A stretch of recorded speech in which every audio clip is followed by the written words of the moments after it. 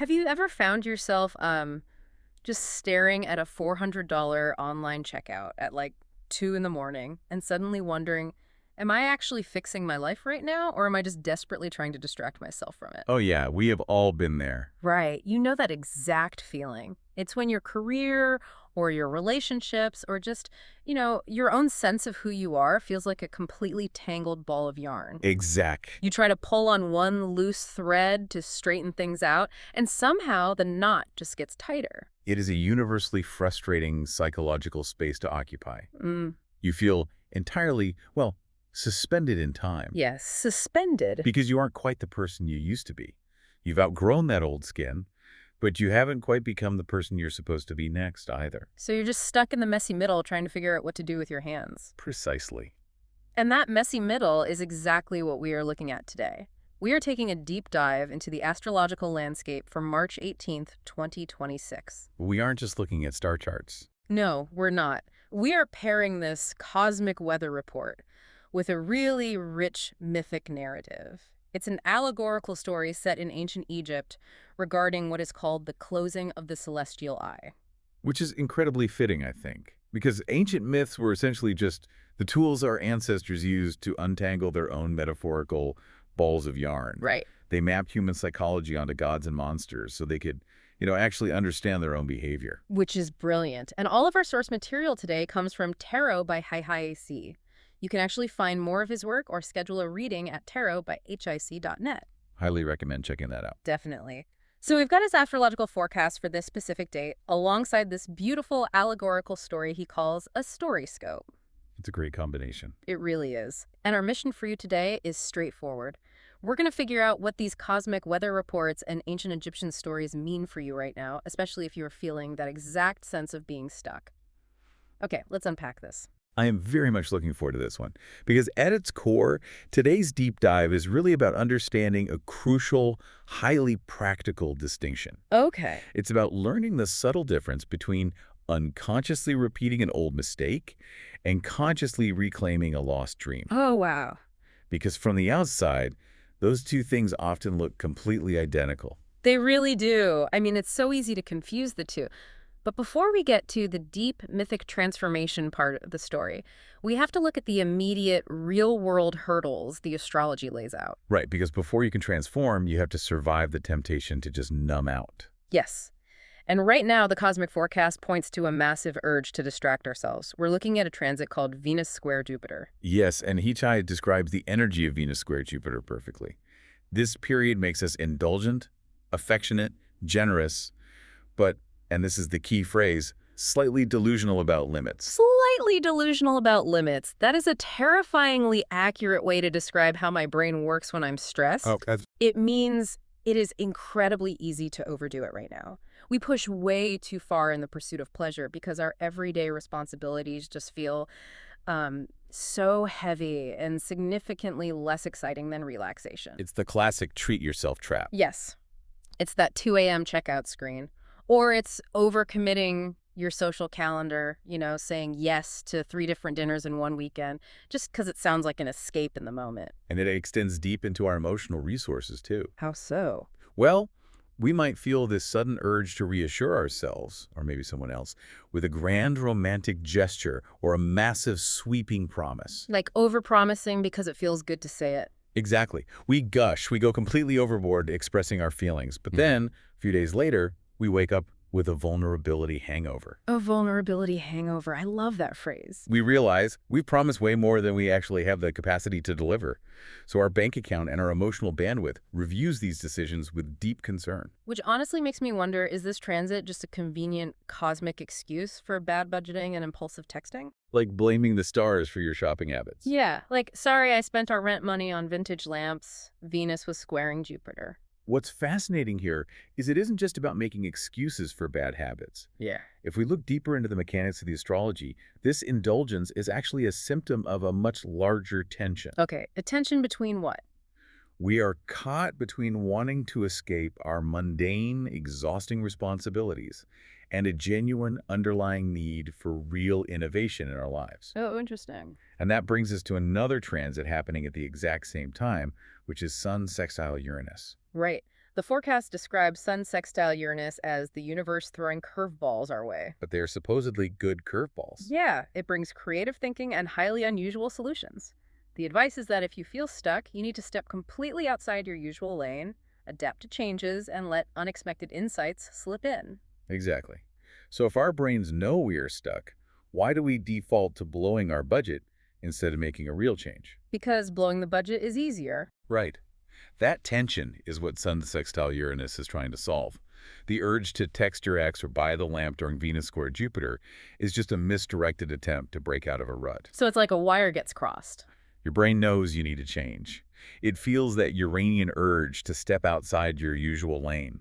But instead of doing the hard, terrifying work of finding a genuine, practical solution, your brain defaults to the cheapest, easiest dopamine hit of indulgence.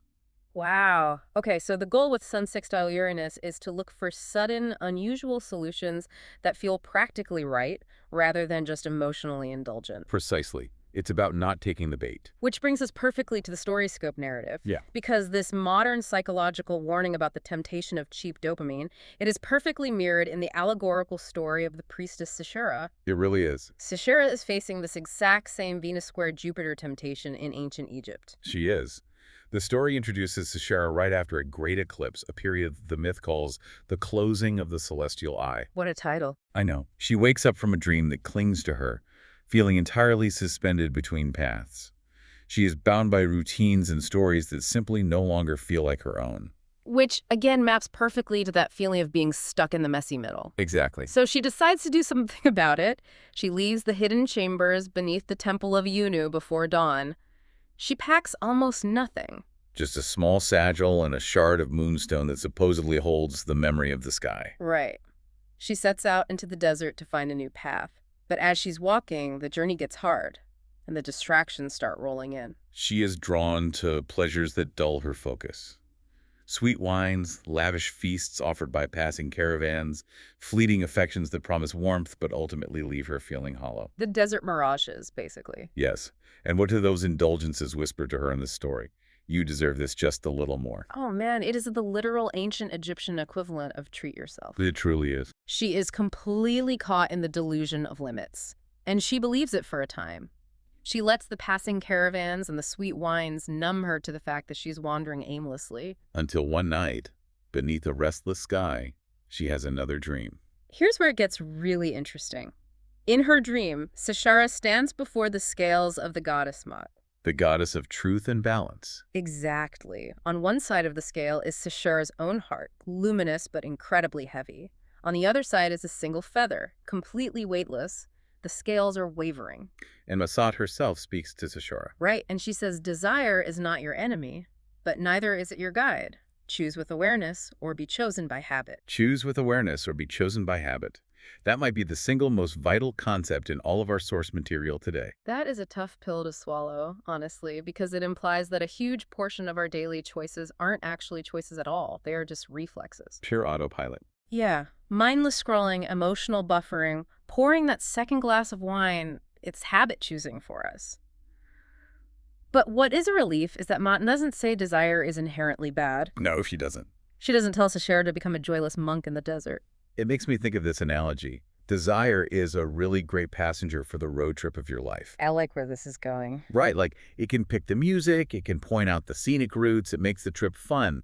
But under no circumstances should you let desire drive the car. That is a brilliant framework for it. Desire makes the journey worthwhile, but it completely lacks the perspective to navigate safely. Exactly. And that's why this matters so much for you listening right now.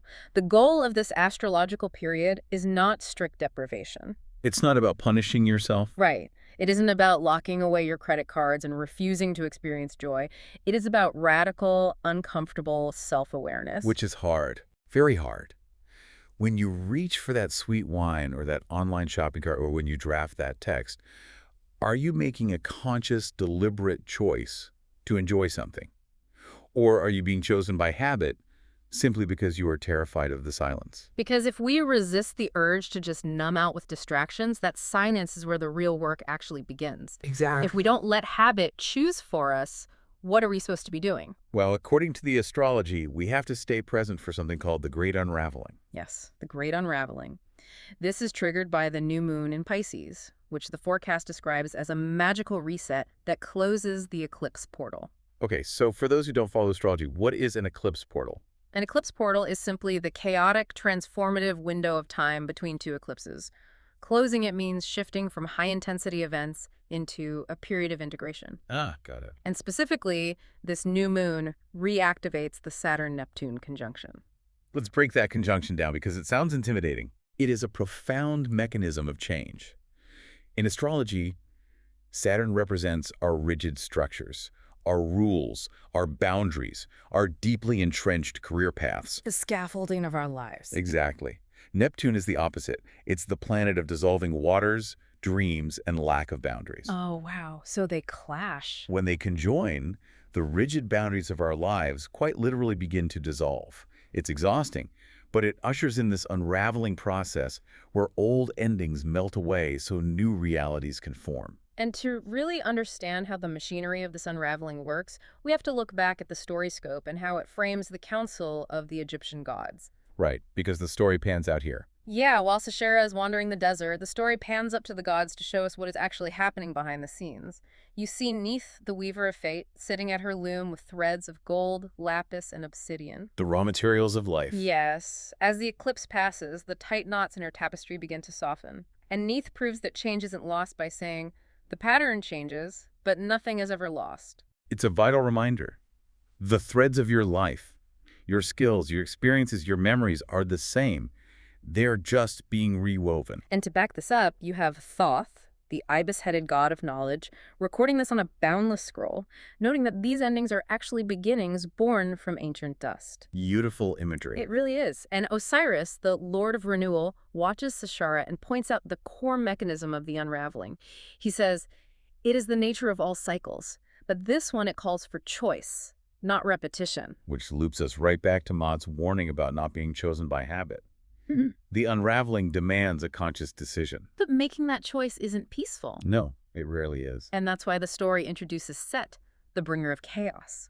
A sudden electric force fractures the heavens, and Set actually laughs as he throws a storm of unseen possibilities down at the world. He really shakes things up. He yells, let them be shaken, let them stray from their worn paths. Only then will they discover what they truly are. That's a powerful moment. And I have to be honest with you, I struggle with this. When chaos hits my life and my carefully laid plans unravel, I don't feel like some beautiful cosmic plan is unfolding. Most people don't. I just feel like I'm failing. Why should we view Set's disruption as a positive revelation? If we connect this to the bigger picture, unraveling is not synonymous with destruction, even if it feels identical in the moment. It definitely feels like destruction. I know, but as the text explicitly states, the great unraveling was not destruction, but revelation. Think about it this way. We build these incredibly rigid structures in our lives to keep us safe. Right. Our specific job titles, our self-image, our daily routines, these are the worn paths Set is talking about. Over time, those paths become so deep, they turn into trenches. Oh, that's a great way to put it. Trenches. You're safe, but you can't see over the edge anymore. You have no perspective. You're just marching forward because it's all you know how to do. Precisely. Set's chaos, which mirrors those sudden curveballs from the sun stacks, sextile Uranus transit we discussed earlier, is designed to shake you out of the trench. So it's a forced eviction from the trench. Yes. It feels like a massive failure. It feels like chaos. But it's actually the universe forcefully freeing you from an old narrative that no longer reflects who you actually are. It's the universe forcing you to step out of your lane because you would never have the courage to climb out of that trench yourself. Exactly. The chaos dismantles the structures you outgrew but were too afraid to leave. It forces you to stand on level ground, look around, and say, okay, the old path is unraveled. Where do I go now? And that question, where do we go now, leads us to the most surprising insight from today's sources. I think this is my favorite part. Mine too. Because naturally, when the old path is gone, you would assume the next step is to march bravely into a totally blank, brand new future.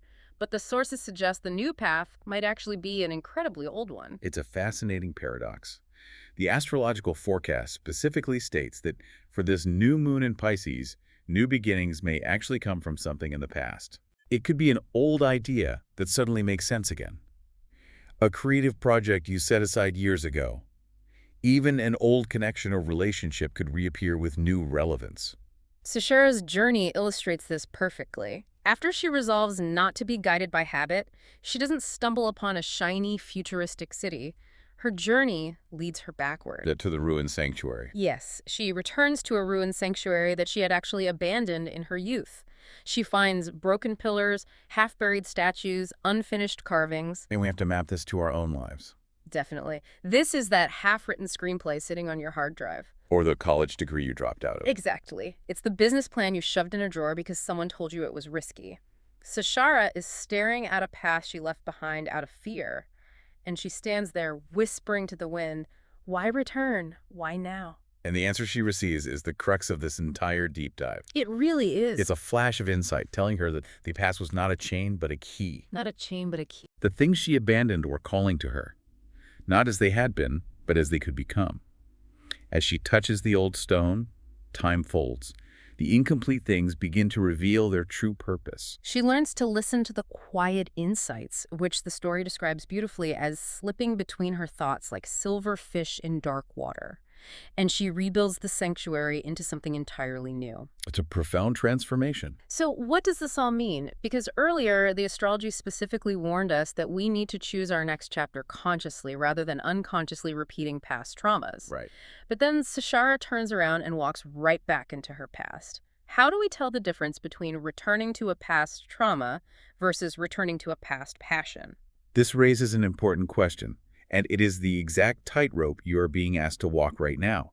How do you know your state of consciousness has actually changed? How do you know? Ask yourself this very specific question. Are you going back hoping the relationship or the job or the old routine will finally fix you? Because that is trauma.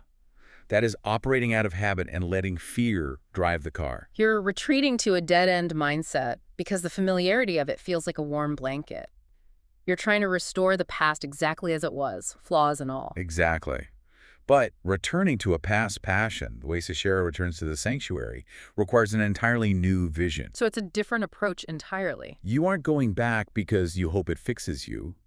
You are going back because you have grown, and you now have the tools to fix the project. Oh, that's such a good distinction. You approach the unfinished screenplay, the abandoned degree, or the forgotten creative idea with a completely different level of awareness. You aren't repeating history, you're redeeming it. You're taking the old knowledge and marrying it to a new, mature vision. You're Neith at the loom. Yes. You're taking the exact same threads of your life, the lapis, the gold, the obsidian of your past experiences, but you are weaving them into a totally different pattern. Yes. The materials are old, but the design is new. Sashara's rebuilt sanctuary is a place where what had been forgotten finally found its new purpose. And the gods recognize this, right? They did. Neith sees her loom shimmer, Thoth records the change, Isis smiles. Even Set, the bringer of chaos, gives a satisfied grin. Because his chaos did exactly what it was supposed to do. It cleared the trench so a new story could begin, guided by the conscious hand of someone who dared to begin again. Dare to begin again. I think that's the ultimate takeaway here. Yeah. So let's summarize the playbook for you over these next 4 weeks. Let's do it. First, keep a very close eye on your wallet and your heart. Watch out for those Venus and Jupiter indulgences. Treat yourself, but with awareness. Exactly. Don't let the delusion of limits trick you into blowing your budget or making massive emotional promises just to distract yourself from the discomfort of feeling stuck. Second, when Seth throws his chaotic curveballs your way, try not to panic. Easier said than done, but yes. Remember that the great unraveling is not destruction, it's revelation. Embrace the shakeup as a necessary, if painful, step to forcefully free yourself from worn-out paths. And finally, do not be afraid to look backward to move forward. Revisit an old creative project, a discarded idea, or an abandoned passion that you previously walked away from out of fear. Just test your motives first. Right. Make sure you are returning with new tools rather than old fears and get to work. Just remember that, like Neith at her loom, the threads of your past are never truly lost. They're just waiting to be woven into a new pattern by your own conscious hand. To wrap up our deep dive today, I want to leave you with one final thought to mull over. Okay. The story explicitly notes that when Sashara returned to her ruined sanctuary, obstacles dissolved when they were approached from new angles. That's a great detail. I want you to think about the absolute biggest obstacle in your life right now, the knot in the yarn that feels the tightest. The one you just can't seem to untangle. Exactly. What if the solution isn't to push harder against it? What if the answer is to step back, pick up an old forgotten idea or passion from your past, and approach that exact same obstacle from an entirely different angle? It changes everything. It really does. Maybe the way to untangle everything isn't by pulling the thread tighter, but by daring to weave something entirely new. Thank you so much for joining us on this deep dive into the cosmic weather and the ancient sands of Egypt. Until next time, stay curious.